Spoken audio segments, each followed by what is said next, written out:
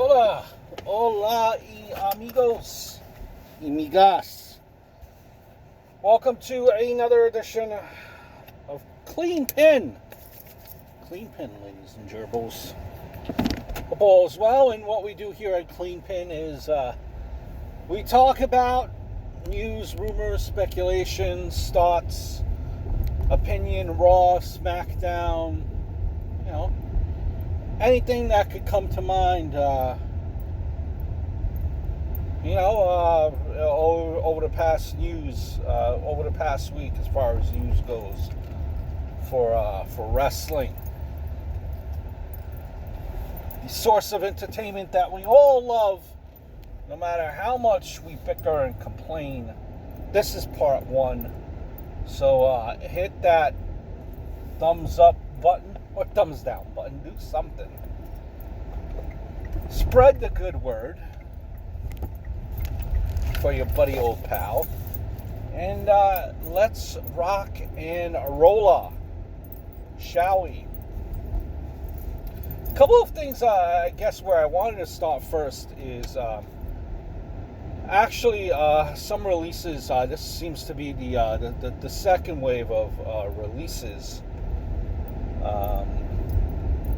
from the WWE. First one, Curtis Axel. The Joe Henning, the son of Mr. Perfect. Tough shoes. It's really tough shoes to fill. It is.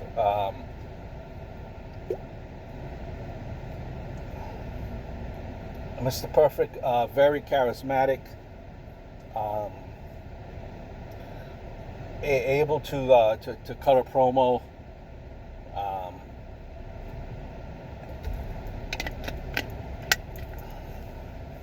able to wrestle.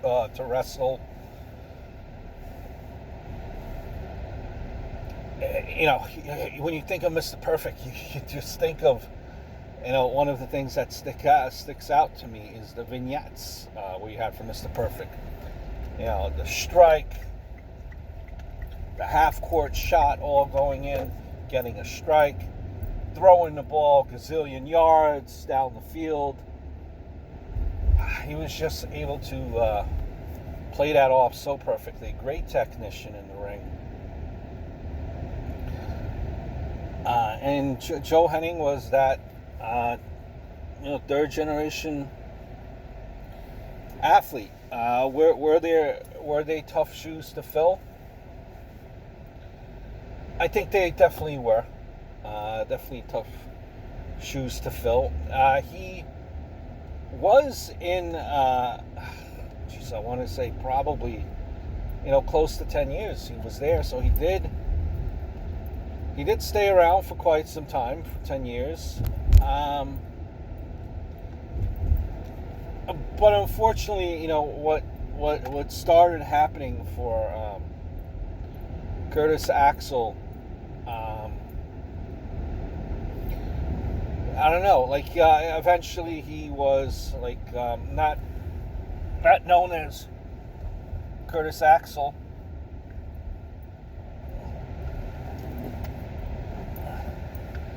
He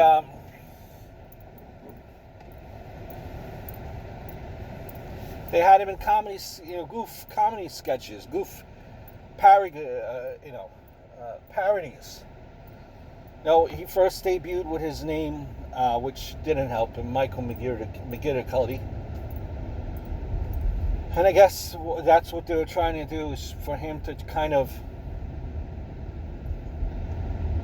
I'm sure he wanted to kind of make his own path, carve his own niche. They barely had him. He was barely acknowledged, really, that he was the son of Mr. Perfect, until eventually later on. And that's when they changed his name to Curtis Axel, his father's his father's name and his grandfather's nickname, so it made sense. You know, you embrace your history. He was given the Intercontinental Belt. He was given Paul Heyman. So serious backing behind him, and it just never worked. It never stuck. It never stuck. I was always a fan of him, but it just seemed like something was missing. Something was missing.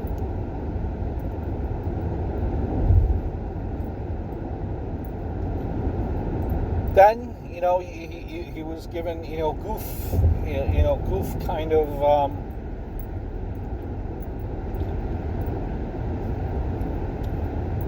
was given goof kind of things to do. B team, social outcasts.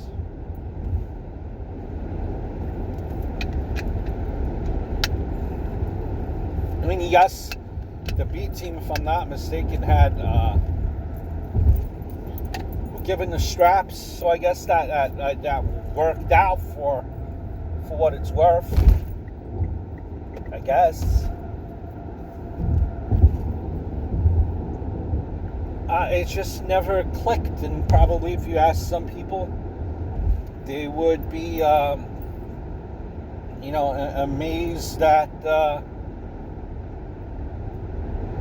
he was even lasted there that long. You hear stories that Curtis Axel used to help train to get back into shape. He helped The Rock get back into shape. He would train with Brock Lesnar apparently. So he's respected in the back. It seems like, as far as knowing what he's doing in the ring, a good guy that won't hurt anyone, a safe worker. He's 40 years old right now.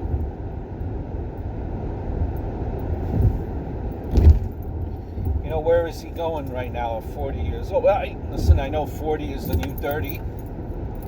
But what are you going to have him do? What is he going to do on the Indies?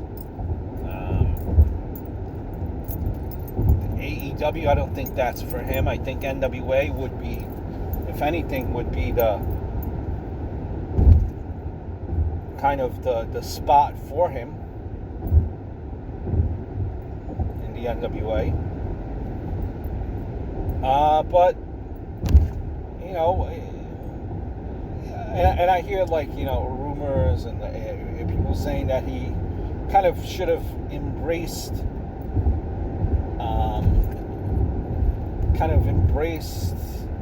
being the son of Mr. Perfect. I don't know how else can you possibly do it.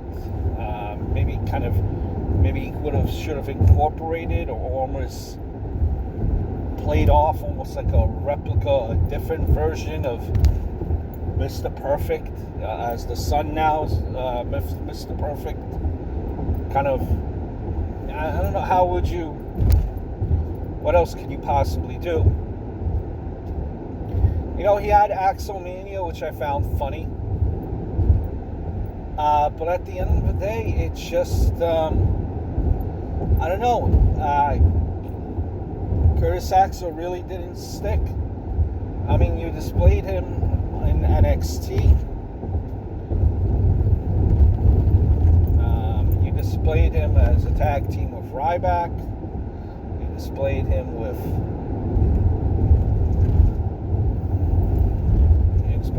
Paul Heyman. You did a lot of things. I think that once things come back to normal, I wouldn't be surprised if they hire Curtis Axel back. Maybe as a trainer or a producer or something in that regards. Because you hear that he's just an all-around good guy from every indication that you hear.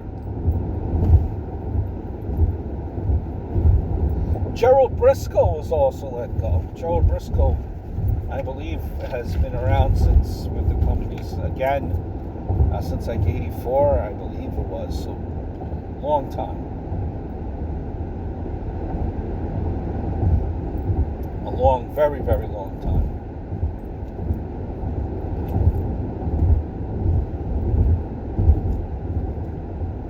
You know, I remember Gerald Brisco, and remember that Gerald Brisco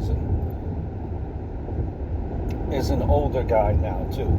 So I mean, he's definitely past retirement age. You know, I remember him on TV being, you know, I don't remember him wrestling. I remember him being Finch's Stooges with Pat Patterson.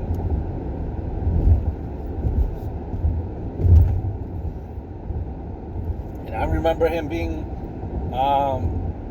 you know, a hardcore champion. So, you know, when he was on camera, he was good. It was funny.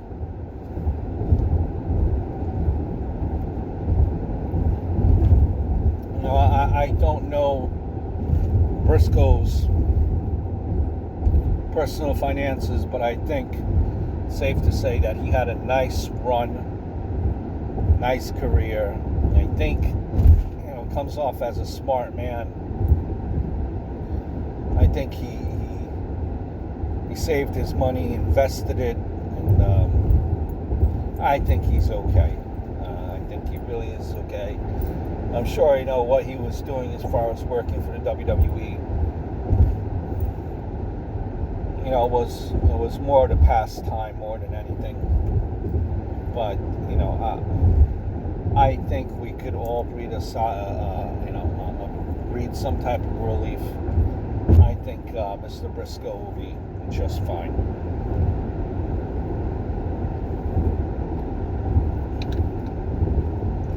Cain Velasquez was also released by the WWE.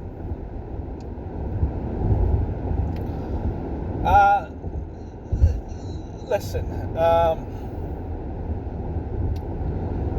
you know what he did with MMA in the UFC. That's undeniable. A monster in the UFC. Had Brock's number. You know, they bring him in for a confrontation with Brock. That kind of was made out to be this big thing. But more than anything, it went over like a fart in church, really. It didn't come off that good. Maybe the build wasn't there as much as it should have been.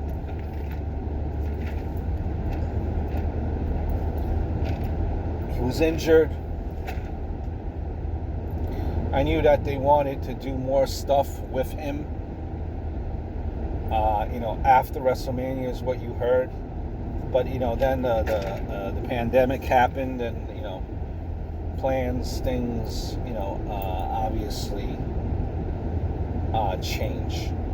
He does have some wrestling experience from what I believe it's AAA. We've seen him under a mask. It was all right. You know, you never really got the impression that Cain Velasquez was training in the Performance Center. You never get that impression. You know, Cain Velasquez. When you brought out Cain Velasquez, you needed Rey Mysterio there.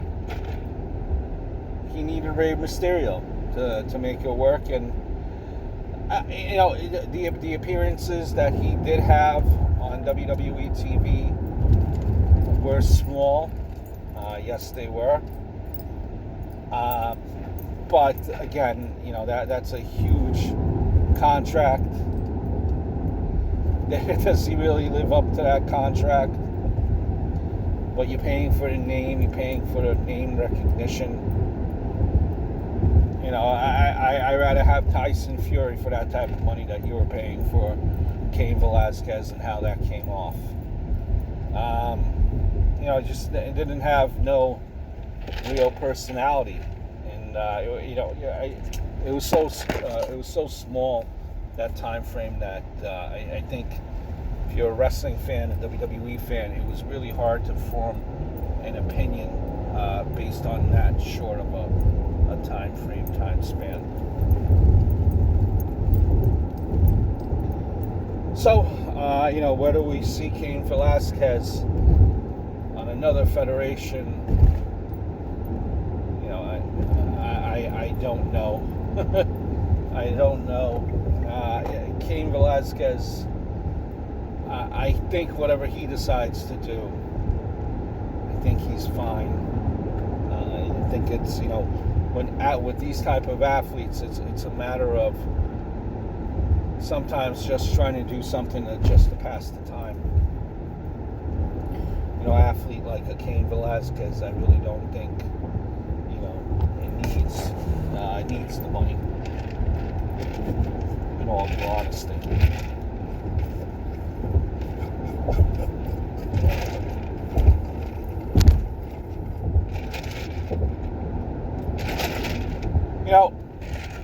Wanted to go over SmackDown from this past week. You kind of always I worried, like, what will be next for Sonya Deville. She had that promo of her life that she cut up Mandy Rose a couple of weeks ago. And it was kind of like, now what, Mandy? How are you going to follow that up? How are you going to follow that up, Sonya, rather? And there she was. She does a nice beatdown on Mandy Rose that I liked. So I definitely liked the beatdown. And she's cutting a promo. And it had potential to be a good promo. But what happened is Michael Cole messes up he's speaking over Sonya Deville's promo. Like, what in the world are you doing? Why are you talking over her promo? There must have been some type of miscommunication or what. I don't know what was going on there with their feeds. But it completely, a complete fumble of exchange of communication on what was happening there. Complete fumble, and that ruined it for Sonya Deville, because no one knew what they were saying.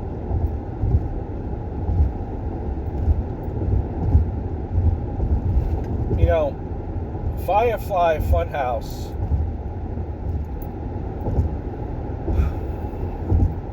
And I was a big fan of the Firefly Funhouse. Big fan of the Firefly Funhouse. The Firefly Funhouse, I don't know if you need to change it up, maybe add in a different element, maybe add in a person there, someone to bounce off of, like let's say a Bo Dallas, who's, you haven't seen him on TV for forever. Maybe repackage him and reintroduce him on TV, Bo Dallas. Maybe have him be some type of a character on your show. Make him be a part of the Firefly Funhouse, because a different element, someone that Bray Wyatt could bounce off of, not only for the Firefly Funhouse just to have in the ring, Well, he mostly is in the Funhouse, really. Not like he really cuts promos in the ring. So, just someone that like a follower or I'd say someone by his side to make it better. Just the Firefly Funhouse, like against certain guys, I guess, it does not come off right. Like against the Braun Strowman this past week. Do you honestly think? And I know we're supposed to put our everything to the side and forget about it and just focus, and not think that specific. Do you honestly think that Bray Wyatt has a chance against Braun Strowman? Everything that Bray Wyatt does, Bray Wyatt says that he's a sheep, that Braun Strowman is a sheep, and you will remind him why he is a sheep, and so on and so forth, and this and that. And Braun Strowman says, I don't care about the Firefly Funhouse. That was in the past, and I'm not going to talk about the past. So it kind of like just swats it. But if you think about it, why are you talking about the Firefly Funhouse then? Anyway, that's just my 2 cents there. You need something. This Braun Strowman versus Bray Wyatt. They're not clicking me in. They're not clicking me in. I like the Forgotten Sons. I like that they had a victory. Makes them feel like a threat in the Forgotten Sons. A lot of people are indifferent about them. They just say that they're regular Joe Schmoes now with a beard because everyone has a damn beard. People don't find anything special about them. I'm a huge fan of the Forgotten Sons. I like that victory. It's important because now they are they're there. They're important.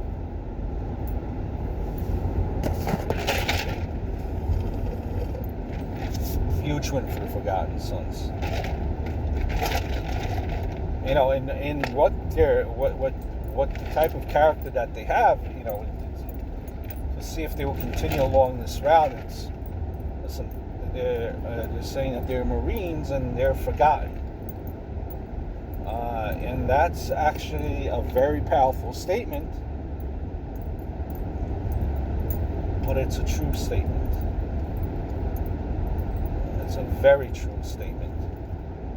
So, I look to see, look to hear more from the Forgotten Sons.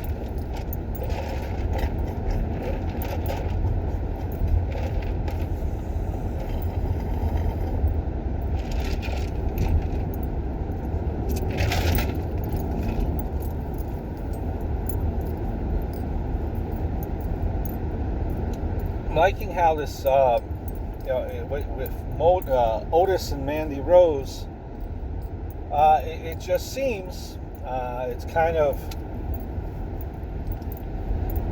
progressing into a kind of a Sylvester Stallone, Adrian type of feel here.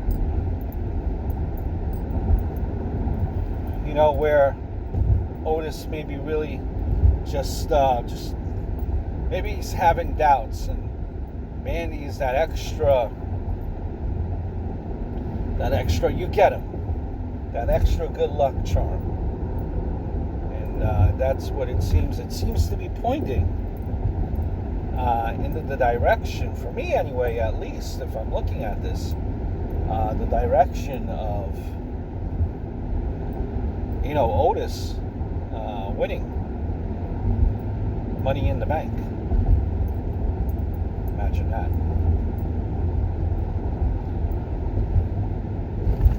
There was talk that WWE apparently, and I chuckle, guys, and I chuckle, WWE is apparently saying to anyone who wants their release that they're pretty much giving their release to anyone who's asking for it. That's something. If that report was true, and I don't think it's true.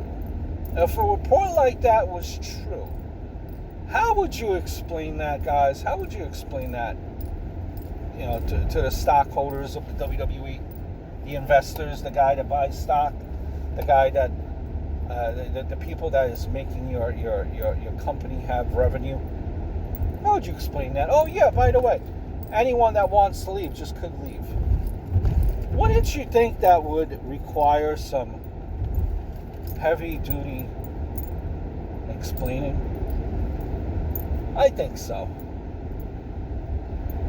I very much do think so.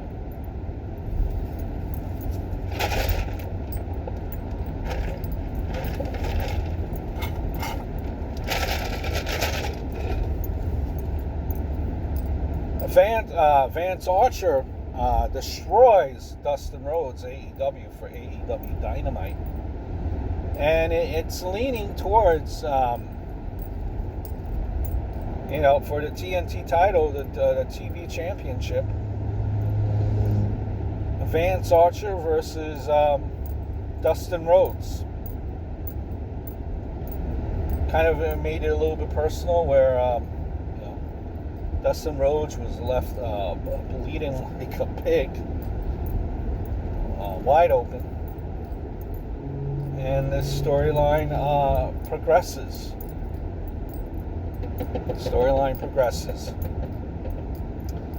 I think this is going to be, as far as this being for the TNT title, do a guy like Vance Archer,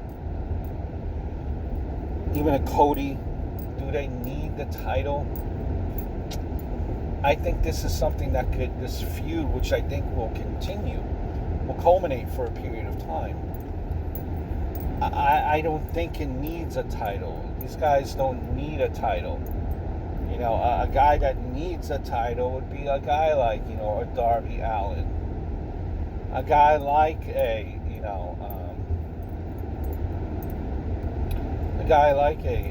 the Spanish God there, Sammy Guevara. Kind of build him up like a monster like Vance Archer. Look at it, he's intimidating.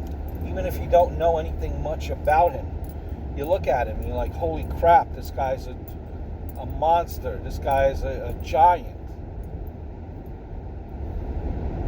Why does he deserve the title anyway?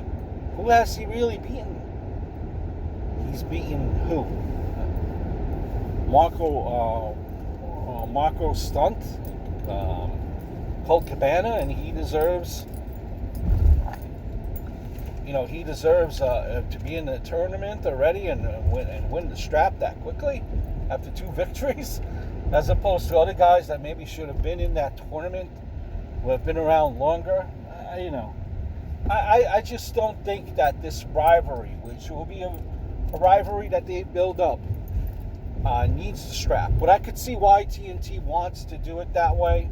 I'm sure they're having a little say in the part of it, because they want to build up the importance of it. That's it for part 1. Part 2 is coming your way. Like, hit, and subscribe. See you in part 2.